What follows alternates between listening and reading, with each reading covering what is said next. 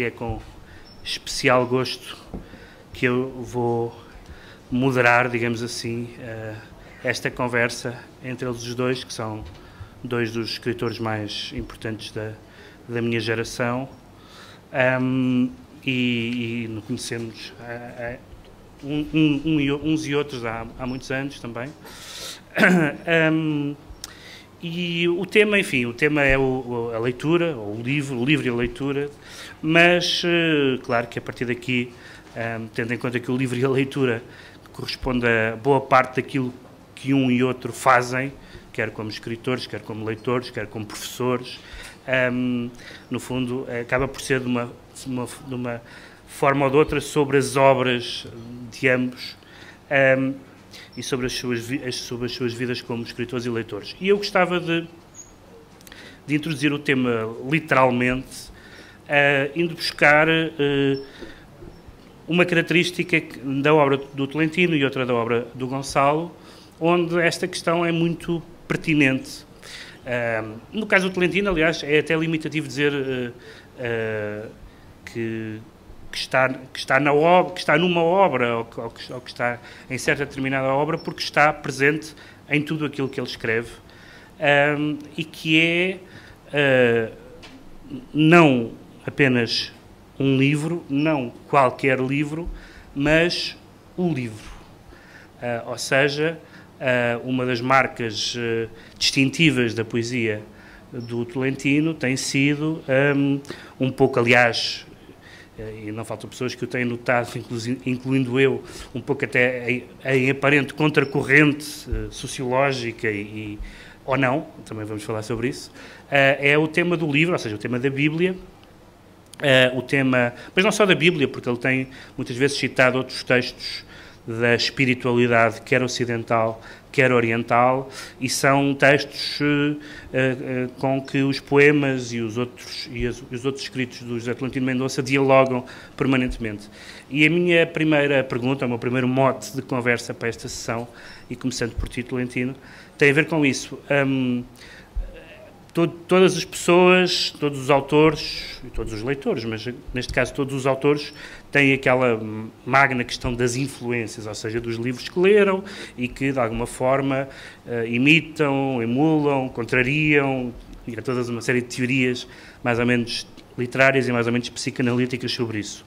Mas ter como livro, ter como adversário benigno, não apenas o Faulkner ou o Proust, mas a Bíblia, como é recorrente, quer na tua obra ensaística, quer poética, é uma espécie de, para utilizar também uma imagem bíblica, uma espécie de combate com o anjo.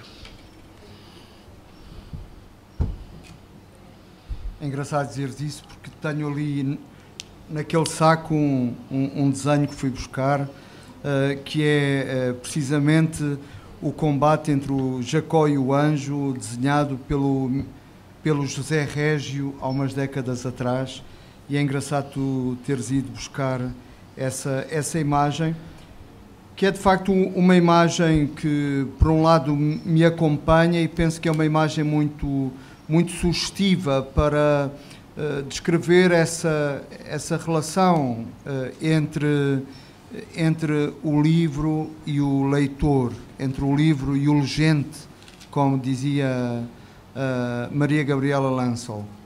E ela dizia uma coisa que eu acho que é engraçada, e não quero abandonar a imagem da luta entre Jacó e o anjo. Ela dizia que ler um texto é como amar um cão. E essa definição é alguma coisa que me parece extraordinariamente certeira, no sentido de que o amor que se cria, a relação que se cria, é uma relação vital, fortíssima, mas nunca consegue ser de domínio, não pode ser, é um equívoco se for de domínio de parte a parte, mas tem de ser essa espécie de farejar mútuo, esse lamber que fazemos da ferida um do outro, esses percursos que fazemos na alegria por terras de ninguém, e ao mesmo tempo um desconhecimento fundamental que nos funda. Eu acho que os livros que nos marcaram mais e os textos, por exemplo, bíblicos, que me marcam mais, são os textos que me revelam o desconhecido, perante o qual os instrumentos de leitura que tenho não servem, porque aquilo é de facto a emergência de algo novo. Ou então aqueles textos que me dão a ver a minha própria estranheza, que me acentuam o desconhecimento de mim próprio, aos meus próprios olhos. Eu gosto muito do episódio da luta de Jacó com o anjo, eu diria por duas razões. A primeira é um episódio que acontece durante a noite, é uma luta noturna, em que os limites não estão nomeados. E como é uma luta, um abraço, não se sabe qual é o corpo de quem. E na leitura, na verdadeira leitura, também é isso que acontece. Não há propriamente o espaço do leitor e o espaço do livro. Há um momento em que a gente não sabe um do outro, não sabe o que é, não sabe o que o livro traz, e esse momento ao mesmo tempo de desamparo radical e de entrega e de apego absolutamente íntimo, incapaz de ser descrito, esse momento é o momento da leitura, esse momento noturno. E depois a luta de Jacó com o anjo é uma luta da qual Jacó sai ferido, sai a coxear. Um livro que nos deixa imunes, um livro que nos deixa andar da mesma maneira, a pensar da mesma forma, a sorrir do mesmo modo, é um livro que passou, é um livro que verdadeiramente não foi lido, ou que não nos leu, ou que não teve essa força, ou nós não tivemos essa generosidade e essa sabedoria de o ler. As verdadeiras leituras, e aqui coloco de facto a Bíblia, é aquela que nos deixa uma marca no corpo e depois tudo passa a ser diferente e saímos a coxear desse encontro, porque a porrada que apanhamos, porque a violência desse amor ou dessa contemplação nos altera. E a minha experiência de leitura com a Bíblia é muito isso, é sempre um combate, é sempre esse lugar onde os contornos acabam por se esvair e que me dá muita porrada e da qual muitas vezes saio a coxear ou a ver menos ou com capacidades diminuídas, mas essa espécie de diminuição acho que é aquilo que um grande livro nos pode dar. Eu queria te perguntar uma coisa que tem a ver com aquela expressão que eu usei do contraciclo, porque, enfim, há um livro muito importante sobre a Bíblia como base da literatura ocidental, do Northrop Frye, que se chama The Great Code, o Grande Código. Mas a presunção de que a Bíblia é o Grande Código, isto é, de que a Bíblia é um repositório de histórias, de imagens, de expressões com os quais a cultura dialoga, talvez não é certamente tão verdade hoje como era noutros tempos. É talvez mais verdade nos países de língua inglesa, nos países anglo-saxónicos, porque a importância da tradução da versão do King James impregnou muito a literatura, mas num país como o nosso, supostamente católico, sociologicamente católico, isso já não é bem verdade. Eu lembro-me de um episódio de quando vi o Magnolia, do Paul Thomas Anderson, que me impressionou muito, como acho que impressionou quase toda a gente, e lembro-me de estar a discutir o filme logo a seguir a sair da sala e dizer e aquela alusão bíblica que é tão inesperada e tão forte, e a pessoa com quem estava a falar disse-me: bíblica? Mas qual bíblica? Eu disse: a chuva dos sapos. Ela: sapos, Bíblia? O que é que os sapos têm a ver com a Bíblia? E este tipo de coisas, ou seja, este tipo de notas de rodapé que noutra época não seria preciso identificar uma das pragas bíblicas, faz com que essas histórias com que tradicionalmente os escritores dialogavam, partindo do pressuposto que os leitores as reconheciam, Hoje em dia é como se estivessem a contá-las pela primeira vez. Isso é uma dificuldade, é um desafio. Como é que lidas com essa... Tu que ainda por cima tens uma noção muito próxima disso na universidade e não só, e como sacerdote também.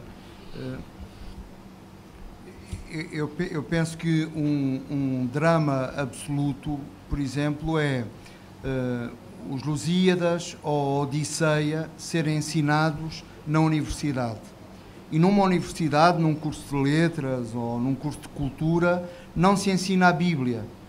A Bíblia ter ficado confinada ao espaço confessional, ter ficado aí como que sequestrada. A Bíblia só é lida em chave confessional.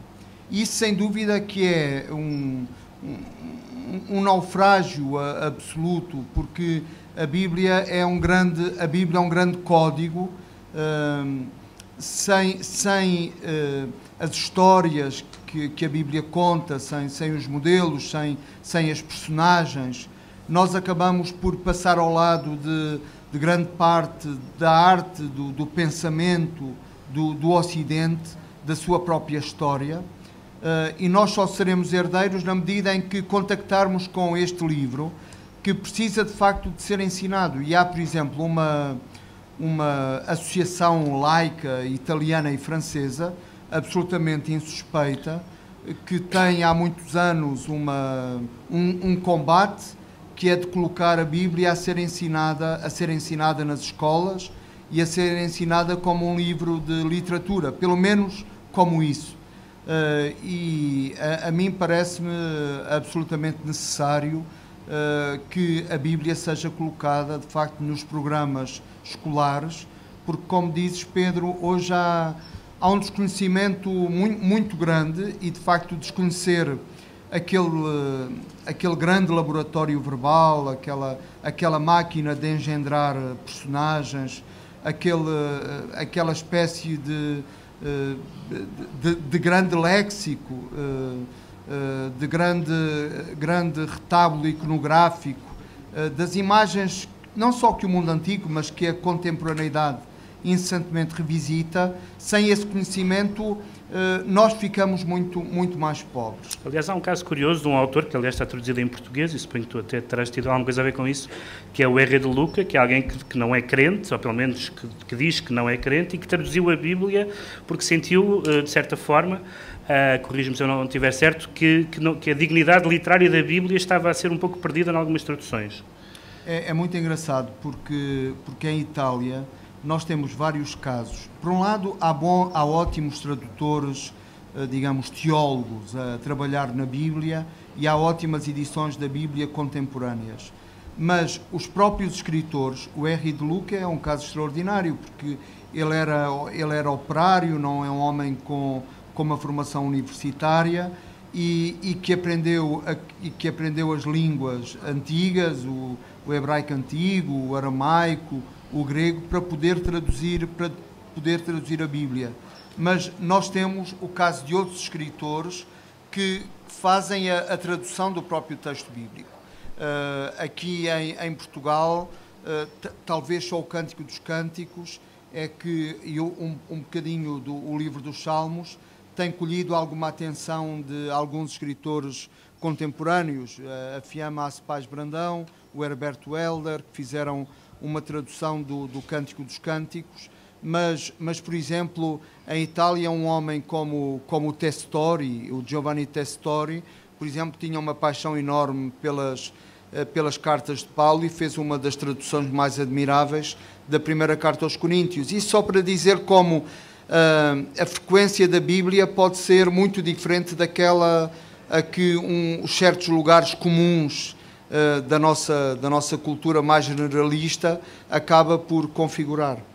Eu falei na questão do contraciclo, e há uma coisa, Gonçalo, que é muito notório nos teus livros, e que aliás é muito citado, quer pelas pessoas que aderem, quer pelas pessoas que têm uma certa resistência, quer a ultrapassem, quer não, que é, tu começaste a escrever numa altura em que é progressivamente valorizada, sobretudo entre os ficcionistas, e sobretudo entre os ficcionistas portugueses, diria, uma espécie de supremacia da vida sobre a escrita, da vida sobre a cultura, em que se hipervaloriza o vivido, o experiencial, o emotivo, etc. E, de repente, quando começaram a aparecer os teus livros,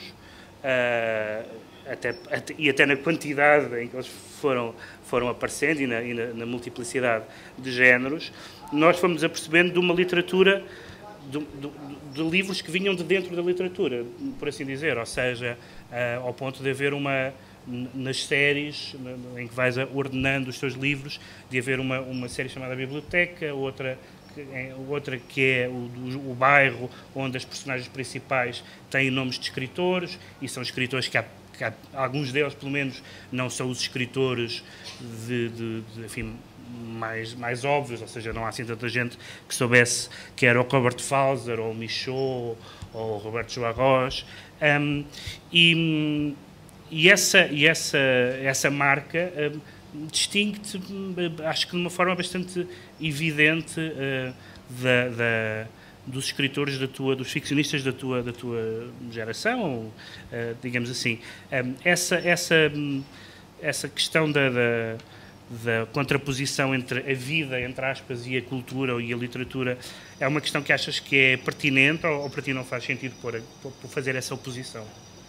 Pois, bem, antes de mais, agradecer o convite, não sei se está, agradecer o convite do Pedro Mexia e dizer que é com muito prazer que estou aqui também com o Tolentino, e é simpático estar tanta gente a esta hora.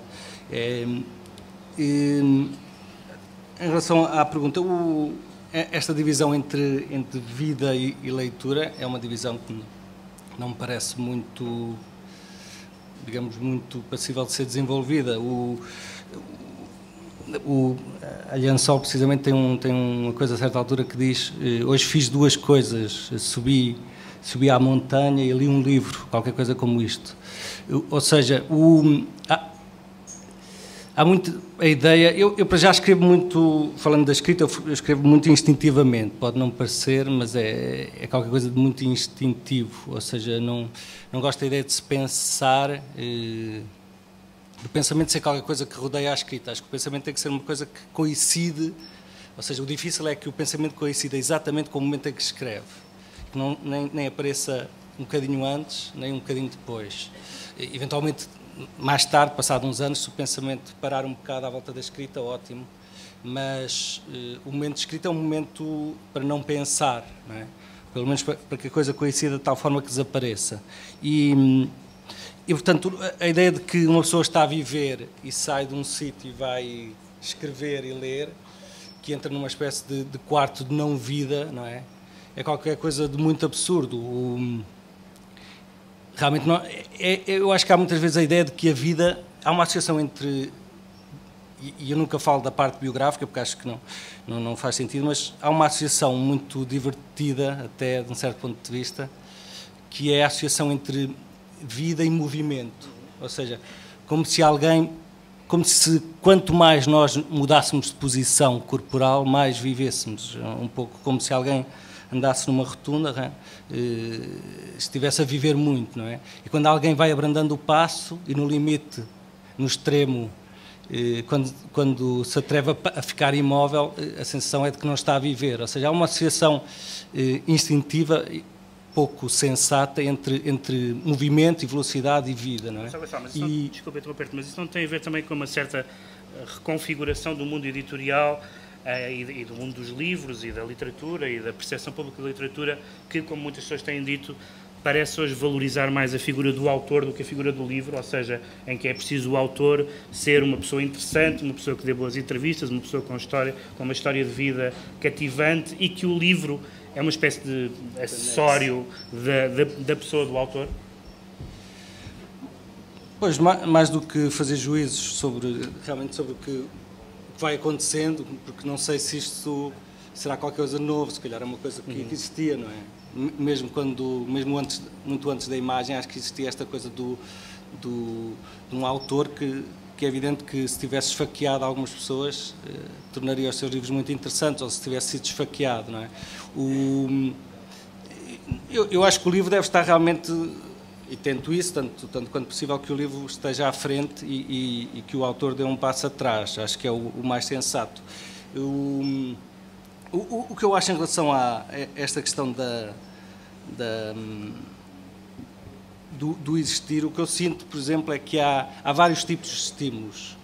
Ou seja, eu, por exemplo, estive na cidade do México, estive há alguns dias e senti a necessidade de escrever um livro estimulado absolutamente por uma confusão, por uma balbúrdia não europeia que existe na cidade do México, em que, por exemplo, uma pessoa entra numa gelataria para comprar um gelado de baunilha e no mesmo compartimento, na gelataria, está alguém a rezar com uma imagem da Virgem, etc. E, portanto, estamos a comprar um gelado no mesmo compartimento que alguém está a pedir alguma coisa pelos filhos, pelos pais.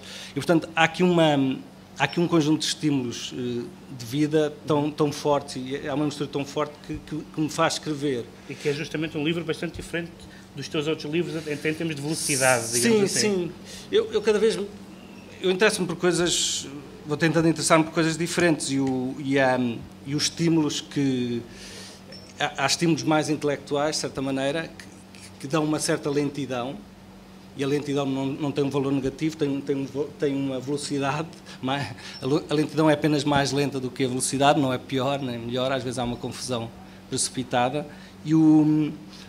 Ou seja, os estímulos provavelmente intelectuais, quer sejam literários, artísticos, são estímulos provavelmente que acalmam, não é? Que reduzem a velocidade.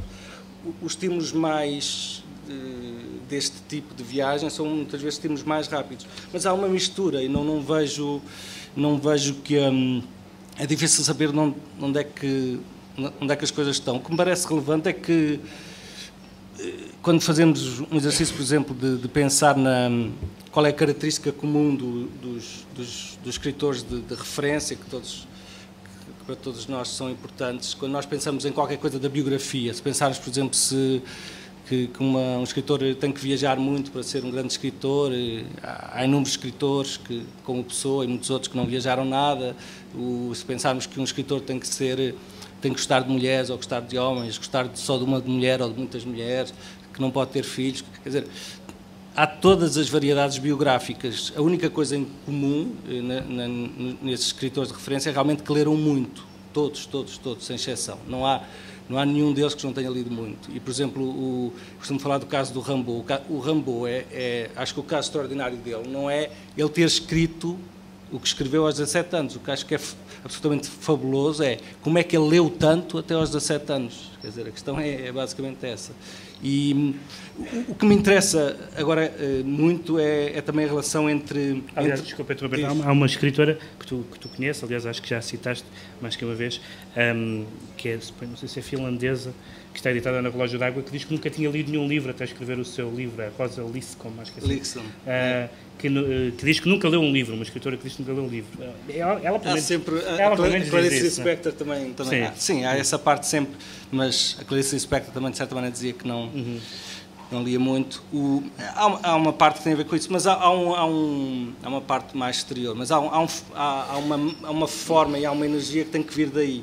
Agora, ou seja, por exemplo, a ideia da narrativa, etc., acho que é qualquer coisa que, se não passar pela linguagem, não tem força.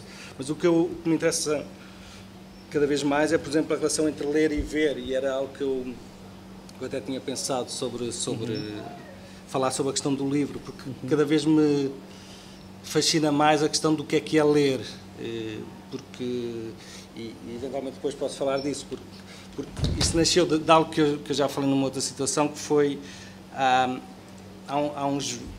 quase um ano eu estava a entregar um impresso numa repartição para eu preencher, e eu estava a pensar em qualquer coisa, não sei em quê, e fiquei uns segundos, devo ter ficado, não tenho a consciência, mas devo ter ficado uns segundos, pouco, mas uns segundos com o impresso na mão e olhar para o impresso, e a senhora perguntou-me fez assim uma pausa e com uma certa, e com um ar muito até atencioso, não é? Quase compassivo, fez uma pergunta que foi muito forte, que perguntou-me: você sabe ler? Mas perguntou-me, mas estava a perguntar de uma forma simpática, para não querer magoar. E eu aquela pergunta achei uma pergunta essencial, ou seja, e interessa-me cada vez mais esta ideia do que é ler, não é? E sendo o tema do livro, porque é interessante que é raro nós lermos mesmo.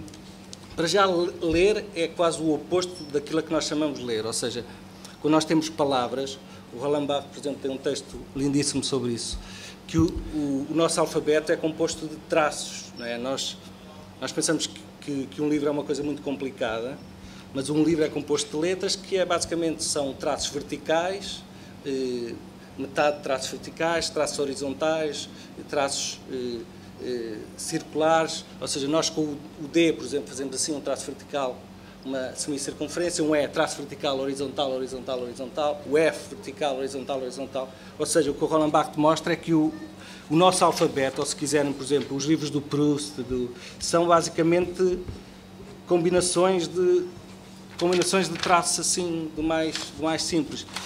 E, portanto, nós para lermos um livro, nós temos que não ler traços, ou melhor, não ver traços, não ver letras, e estamos a certa altura, ler é quase ver o que não está lá, ou seja, ler é quase não ver a certa altura, e isto fascina-me muito porque eu acho que a grande grandeza,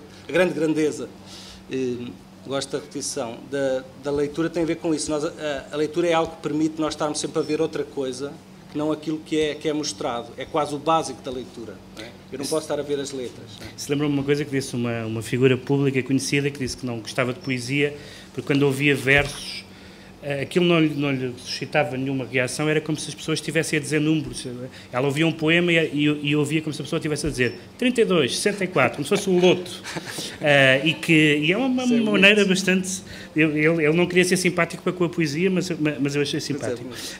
Queria-te perguntar uma coisa, depois também vou perguntar ao Tolentino, mas já agora, para encerrar aqui esta parte, e que também tem a ver com o que eu já falei, nomeadamente das figuras tutelares que aparecem nos livros, não só nos títulos, mas nas citações, que é outra ideia que tu pareces contrariar, não sei se programaticamente, creio que não é programaticamente, creio que é espontaneamente, é a ideia de que das tuas leituras, ou uma parte muito significativa das tuas leituras, são de autores de outras literaturas, e muitas vezes não das literaturas que têm um eco mais evidente em Portugal e mesmo nos escritores portugueses, como as literaturas centro-europeias, lato sensu. E isso, às vezes, eu lembro de uma vez alguém me dizer: eu gosto do Gonçalo Tavares, mas ele podia ser austríaco. E eu não percebi em que medida é que isso era um elogio ou era uma crítica, porque e se fosse austríaco, qual era? Quer dizer, não tens que escrever necessariamente sobre o Galo de Barcelos e a identidade nacional. Como é que tu vês essa perplexidade face a uma espécie de gene estrangeirado que nós estamos sempre prontos a detectar dos nossos escritores? Ou em alguns deles, pelo menos. Não acho que seja uma questão, quer dizer, eu leio, eu faço coisas e escrevo, o que me interessa muito são, por um lado, a linguagem e, por outro lado, os comportamentos das pessoas, não é?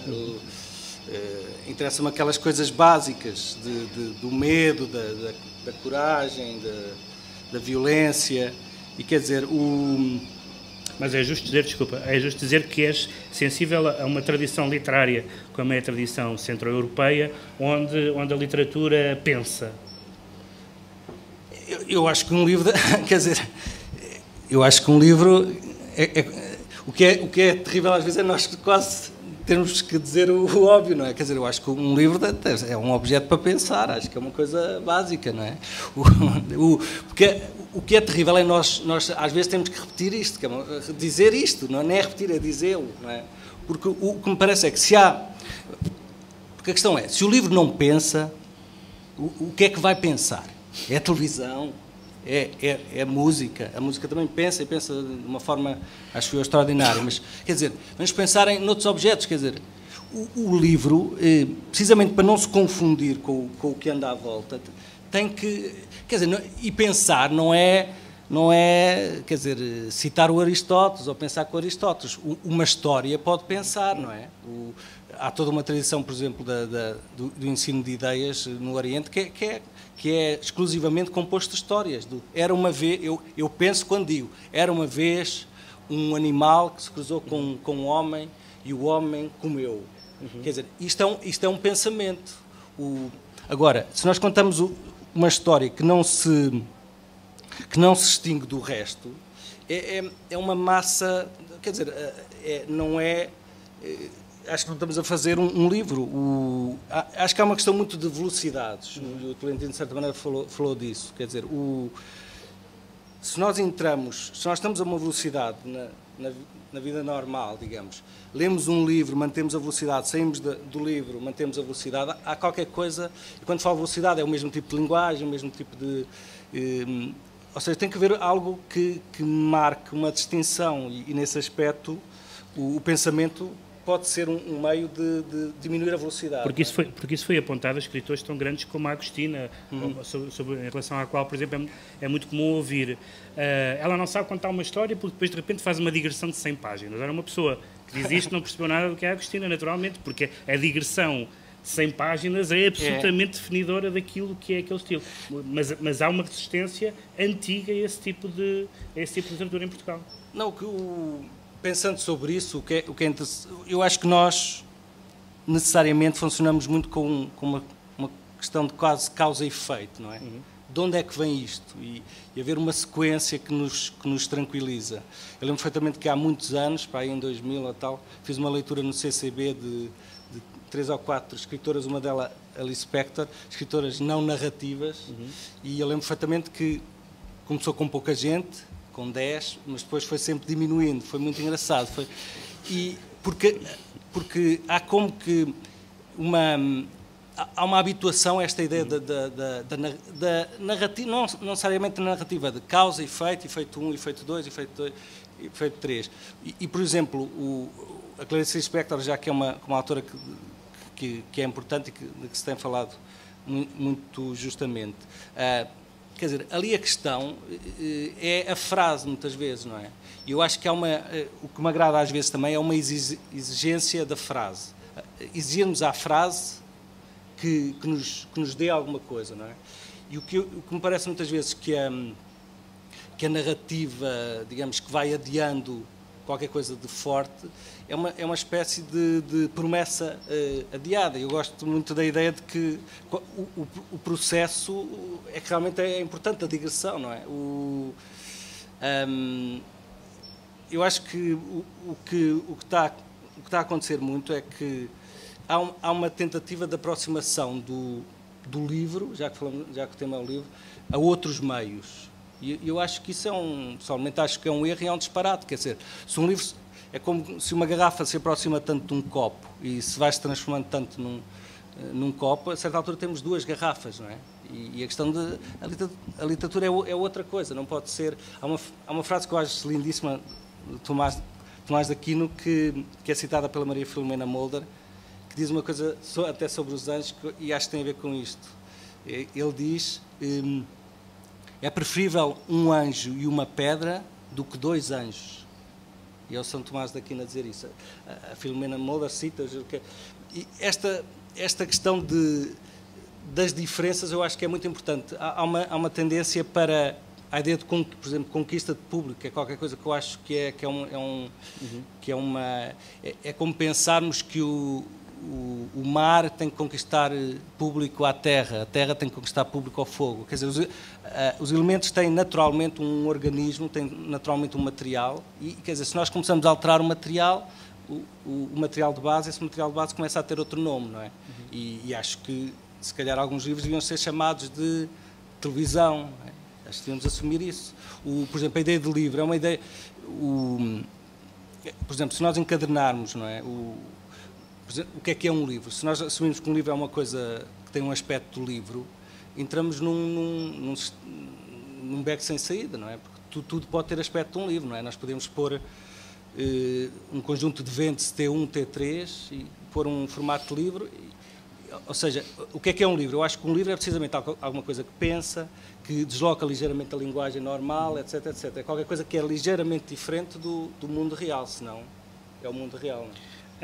Tolentino, em relação às tuas leituras, uma das coisas que foi, acho que na recepção da tua obra, as pessoas que foram lendo os teus, agora falando especificamente até mais na poesia, se por um lado havia adesão à estranheza, conforme o caso, conforme o leitor, a esse universo do grande código, também havia e também há uma certa, não sei se perplexidade é a palavra, porque tu escolhes muitas vezes referências e autores paradoxais, ou seja, para quem poderia esperar ou temer, conforme o caso, uma literatura que fosse devota ou qualquer coisa desse género, tu sempre foi muito claro que gostaste que gostas e que leste e que te influenciaram muito escritores e poetas, nomeadamente, cheios de paradoxos e de ambiguidades e de rugosidades, e vou dar 2 exemplos e talvez pudesses falar desses 2 autores,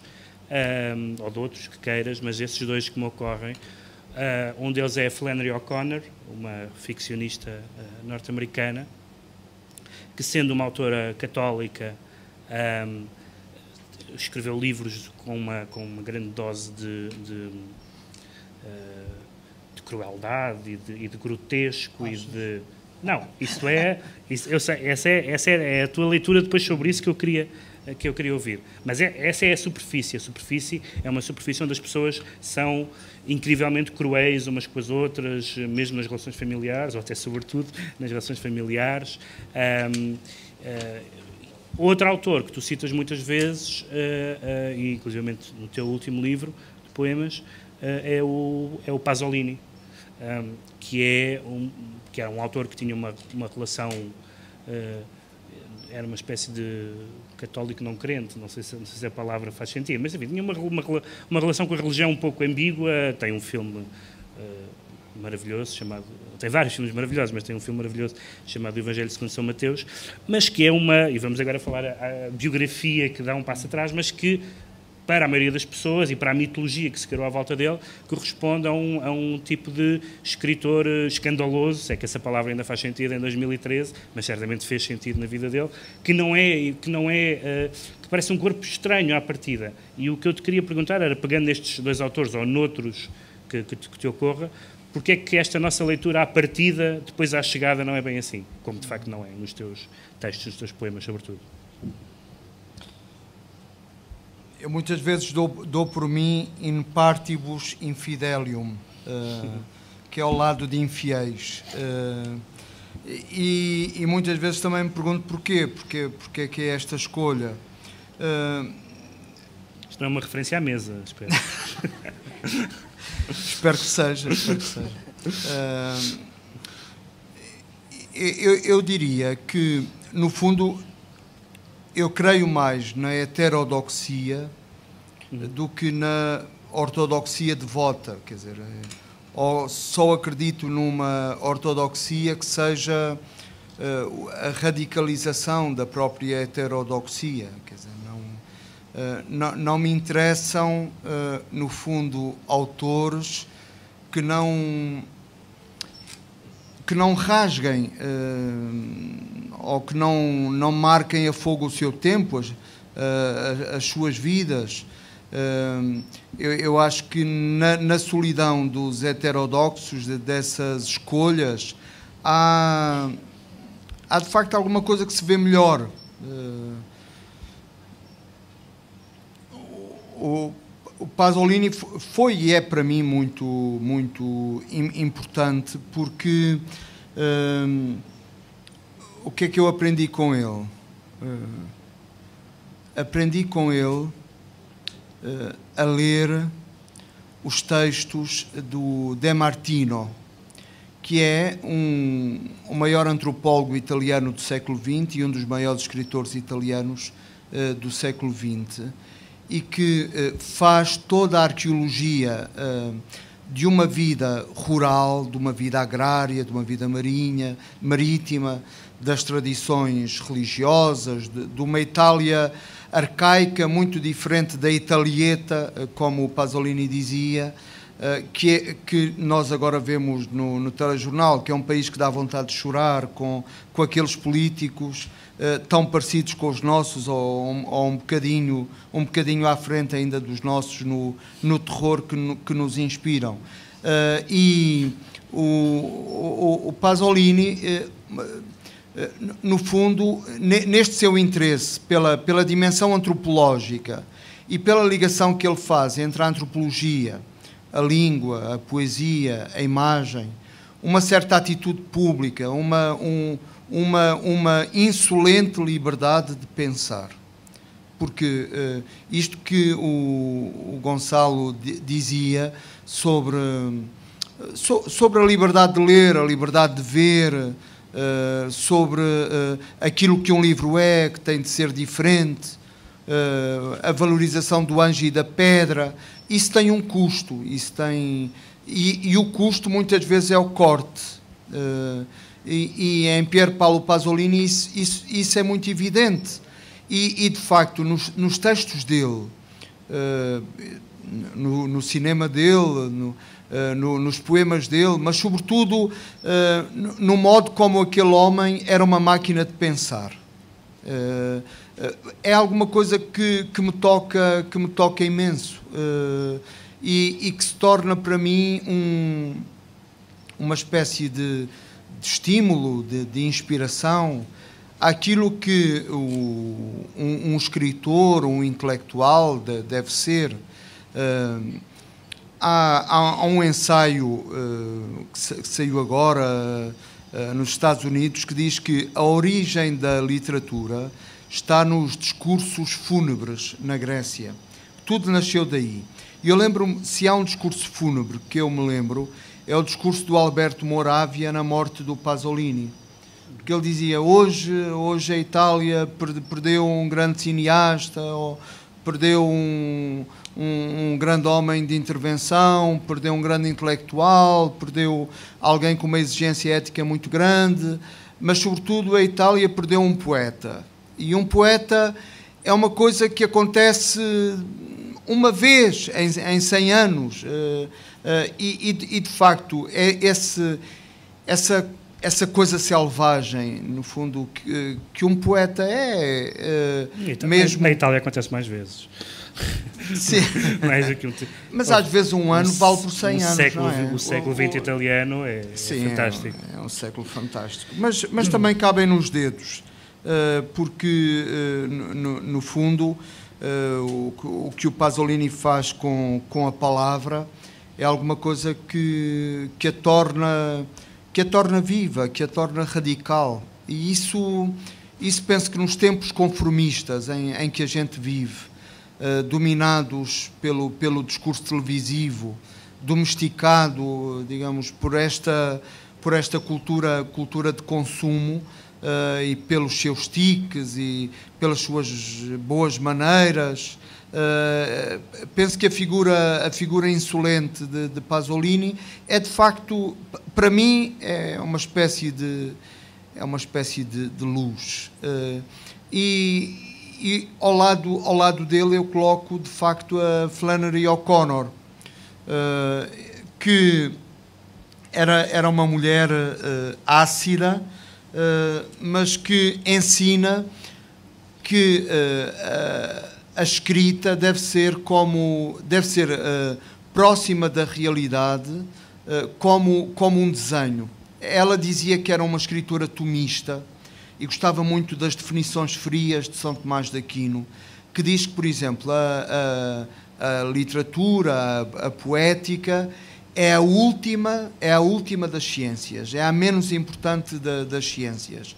E ela concordava muito com isso, com a relativização absoluta, digamos, do poder da literatura, e essa desvalorização fazia com que a literatura fosse apenas, embora este apenas tenha muito de ironia, fosse apenas um desenho do real.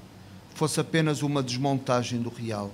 E ela diz que escrevia os seus contos como, não a partir da imaginação, mas a partir do olho, a partir daquilo que um olho é capaz de ver. Como ela dizia, por exemplo, que Dante, os círculos infernais de Dante, nada daquilo é imaginação. Dante encontrava aquilo nas ruas e por isso foi capaz de escrever a Divina Comédia. E a capacidade que ela tinha, desculpa, a capacidade que ela tinha de encontrar o bem na lama, de encontrar o bem nos atos mais vis, de nos apresentar às vezes como histórias como para usar numa linguagem cameliana, nos apresentar como amores de salvação, amores de perdição. Amores no sentido amplo da palavra, podem ser relações amorosas, em geral nem são. Isso também certamente há uma espécie de paradoxo cristão aí que certamente te interessa. Eu acho que só nos salvam os amores que nos perdem, e nos perdem para sempre. Esses são os que nos salvam. E em Flannery O'Connor isso é muito importante. Ela tem este esquema, que ela diz que é um esquema tomista, que é assim, ela apresenta uma pessoa e poucos escritores foram capazes de mostrar aquilo que é o homem, aquilo que cada um de nós é como máquinas de artifício, de pose, de fantasia sobre nós próprios, de descoincidência com o real. E ela leva isso até ao limite, ela estica a corda de cada uma das personagens até o que ela chama o encontro com a graça. E o encontro com a graça não é um arrebatamento de voto, não é um êxtase que nos coloca com lagriminhas nos olhos, mas o encontro com a graça é o momento em que, por exemplo, uma velha se encontra acossada por um assassino e se encontra de repente a ser apóstata, ela que toda a vida foi uma beata de sacristia, de repente diante de uma pistola ela nega tudo. Esse momento é o momento da graça, é um momento em que ela é ela própria. No fundo, o que a literatura faz é nos desfazer, nos contradizer, nos rebater até o momento em que nós somos nós próprios. E esse momento, naturalmente, é o momento da extrema fragilidade, é um momento que quase nos mata. Mas esse momento, ou esse momento que quase nos perde, esse momento é o momento da graça, é o momento, de facto, onde se pode recomeçar, onde se pode renascer. Os contos dela, que são contos, digamos, absolutamente sacramentais e que seguem, digamos, muito tradicionalmente a visão católica do mundo, eram disputados pelos editores porque, de facto, são contos que nos soterram debaixo do terror e do riso e que mostram como, no fundo, a religião é e só tem valor quando é uma espécie de mapa capaz de nos desconstruir e de nos dar uma outra hipótese de construção. Antes de passar a palavra ao Gonçalo para uma última pergunta, queria te perguntar ainda uma coisa que tem um pouco a ver com alguns tópicos que já referiste, que é um dos teus livros publicados, um ensaio, ensaio bíblico, fala da questão da comensalidade, ou seja, da partilha à mesa no Evangelho de São Lucas. E o que me interessou nesta escolha deste tema e desta questão é que me parece que não só na tua poesia e nos outros textos, nos teus livros recentes, por exemplo, sobre a amizade, mas até nas tuas intervenções públicas, essa questão de uma espécie de política da amizade e de uma política da amizade através da palavra está muito presente. Ou seja, por exemplo, a tua disponibilidade em fazer pontes. Lembro-me de teres tido um debate teológico com o Saramago, que não era, enfim, que não era assim muito fácil, era um pouco ingrato, e tu tens sempre essa disponibilidade para criar essa tal sentimento de comunidade através da palavra. Isso é certamente é quem tu és, mas a minha pergunta é em que medida é que também isso te vem da literatura, é que isso te vem do livro? Há uma antropóloga que pensa como é que brota a linguagem, porque é que nós usamos palavras? Somos, entre os animais, aqueles que usam palavras. É uma reflexão que a ciência faz muito, no fundo, para que é que serve a linguagem e como é que ela surge na nossa evolução humana. E praticamente há duas teses fundamentais. A primeira diz que a palavra serve como mediador, porque eu tenho uma coisa na cabeça e só consigo passar para a tua cabeça através da palavra. Então, a palavra existe para passar coisas de mim para ti. Há outra tese que diz, não, a palavra, a primeira função da palavra não é essa comunicação de um pensamento, de uma ideia, de um pedido. A primeira função da palavra é organizar o meu próprio pensamento. Isto é, sem as palavras, nós seríamos outra coisa, porque mesmo calados, são as palavras que nos organizam. Organizam os nossos pensamentos, acalmam-nos, ou excita-nos, ou nos fazem levantar, ou nos fazem sentar, ou fazemos os gestos também muito em função da própria palavra. Então, a palavra serviria para nos organizarmos. E esta antropóloga americana diz isto. Há ainda uma terceira razão.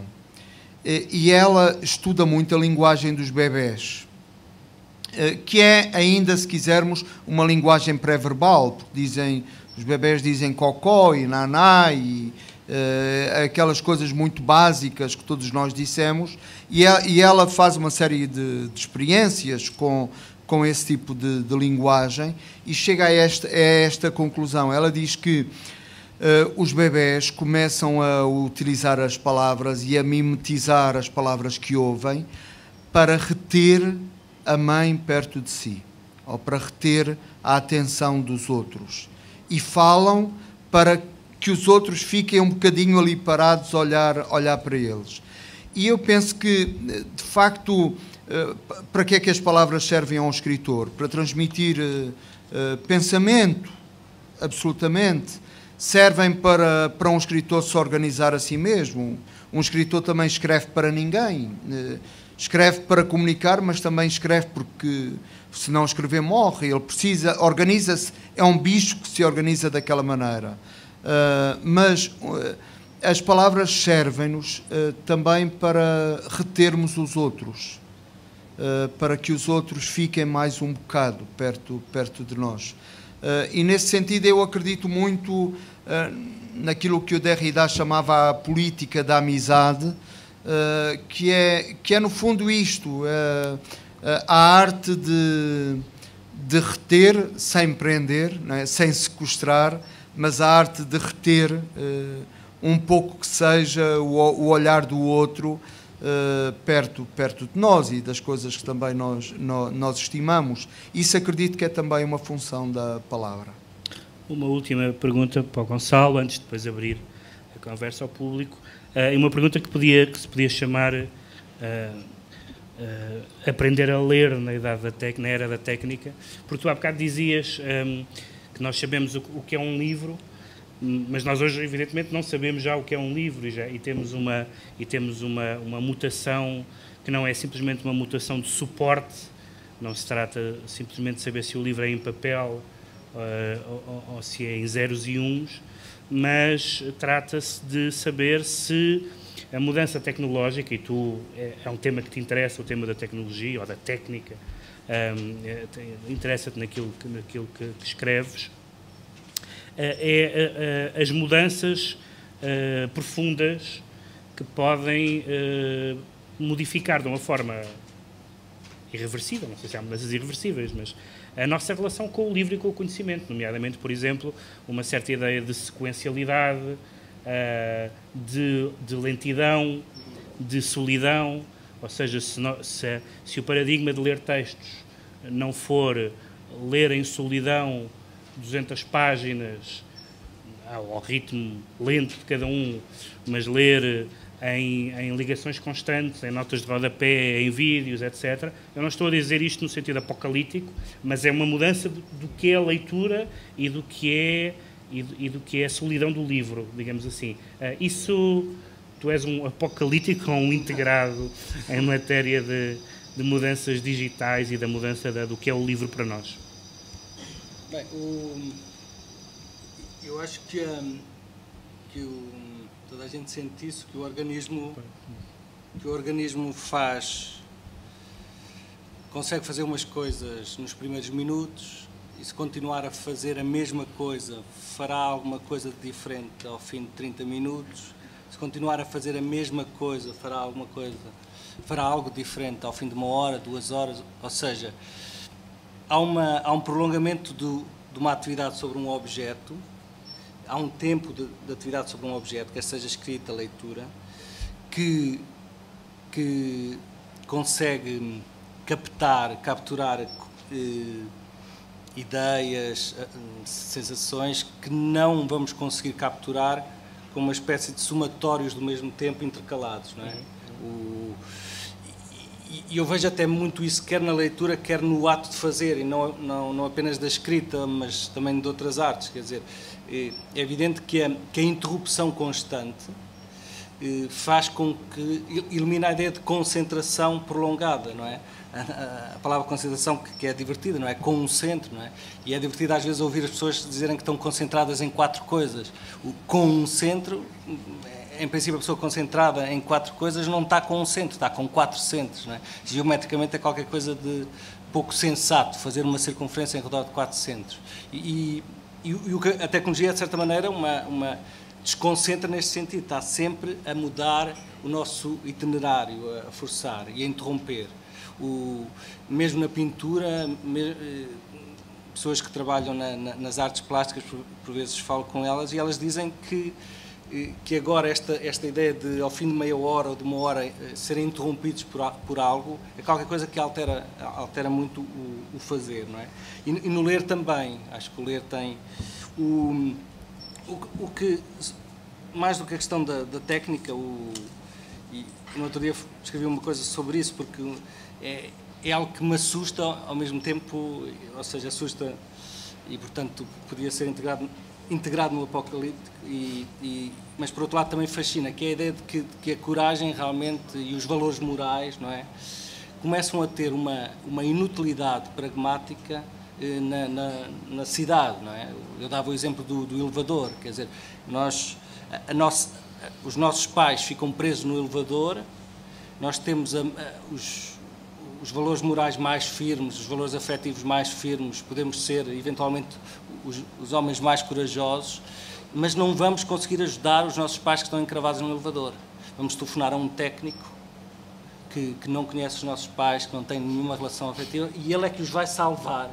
E eu acho que aqui há uma mudança, eu diria quase tecnicamente apocalíptica, da ideia de salvação. Ou seja, a técnica está-se a apoderar da salvação, está-se a apoderar dos valores morais e, portanto, muito mais importante do que apoderar-se da ideia de livre, não é? Eu acho que é uma invasão. Nós temos muita ideia porque a técnica, de certa maneira, foi reduzindo o seu espaço, não é? E temos coisas... A tecnologia é agora microtecnologia quase.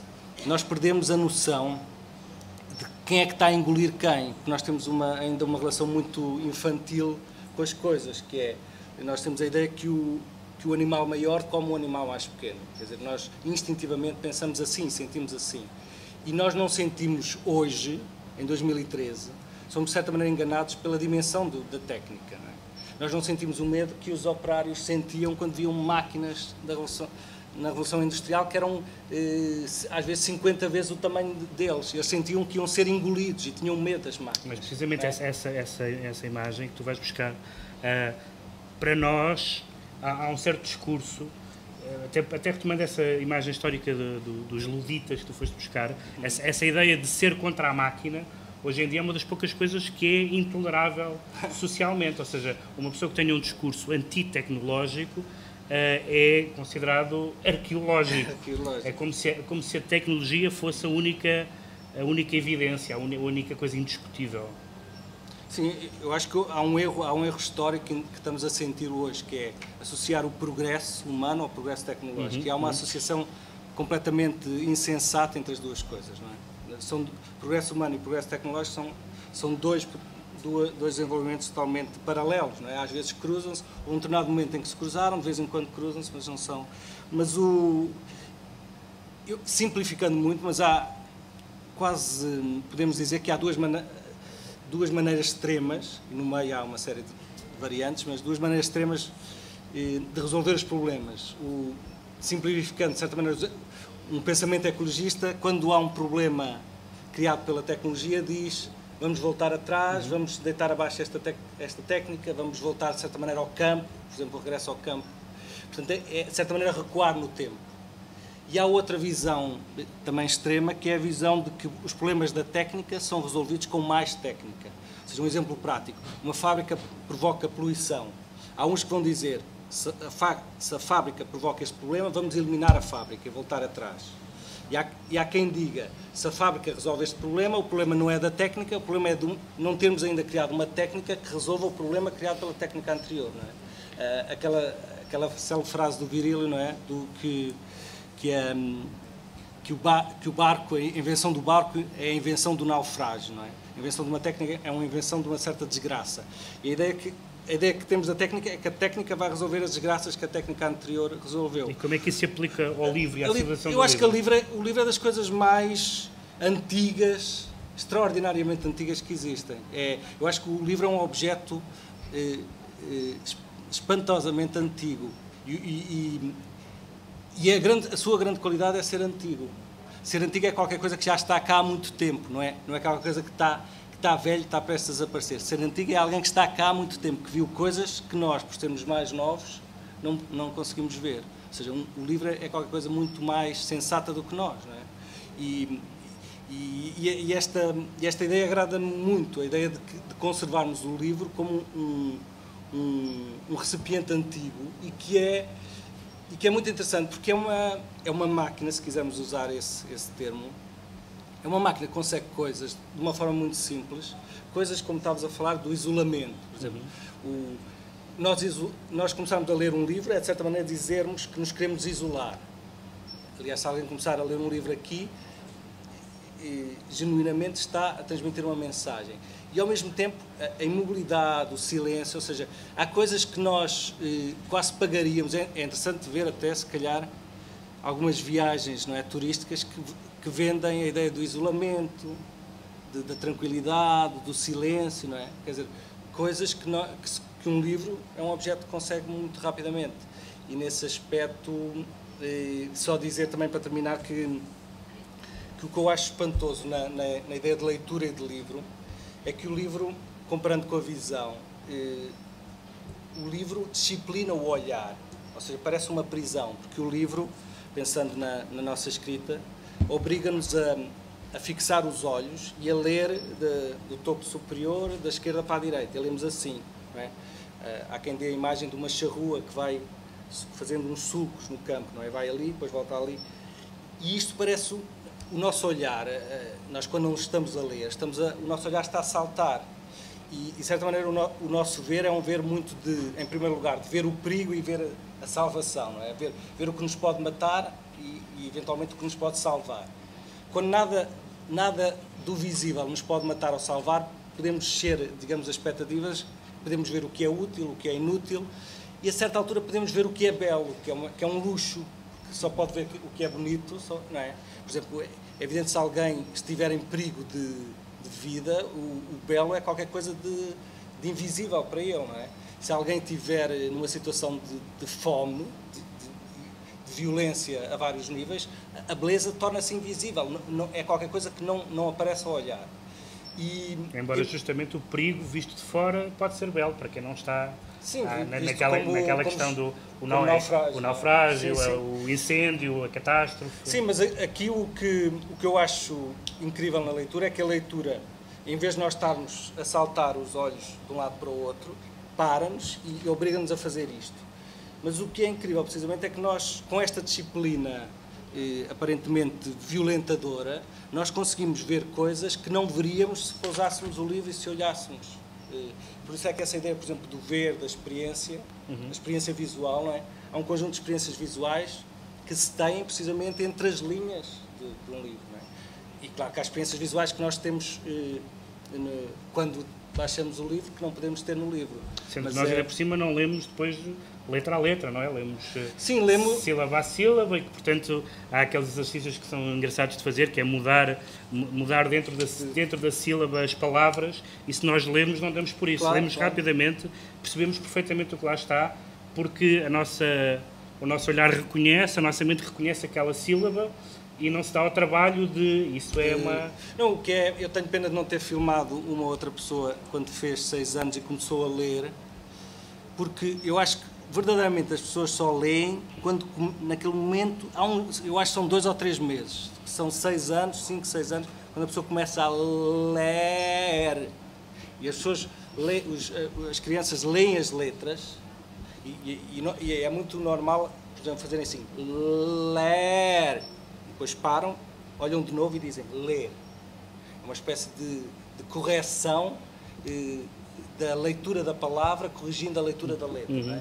E nós, a certa altura, e por isso é que aquela pergunta do saber ler é muito forte, porque nós, a certa altura, lemos a uma tal velocidade que não lemos letras, não lemos palavras, e às vezes estamos a ver qualquer coisa que não está lá, e a certa altura isso é o mais interessante, não é? Uma pessoa ter uma espécie de falha oftalmológico.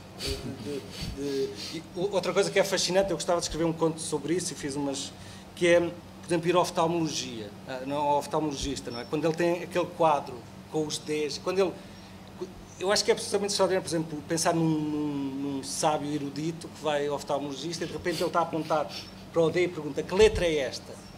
E esta pergunta é uma pergunta violentíssima, de certa maneira, que é também uma espécie de lição de modéstia, não é? Vamos lá acalmar, não é? Tu vês isto, tu vês verdadeiramente isto. E há aqui um processo... Não experimentes isso com o teu oftalmologista. Não, isso não. Mas a tecnologia, eu acho que a tecnologia é fascinante. Eu sinceramente não sou um entusiasta, não diria que sou um apocalíptico, mas acho que a tecnologia começa a tirar mais do que dá. Bom, queria agradecer mais uma vez à FNAC, queria agradecer ao Gonçalo Tavares e ao José Atlantino Mendonça estarem aqui e a todos por terem vindo neste fim de tarde. Obrigado.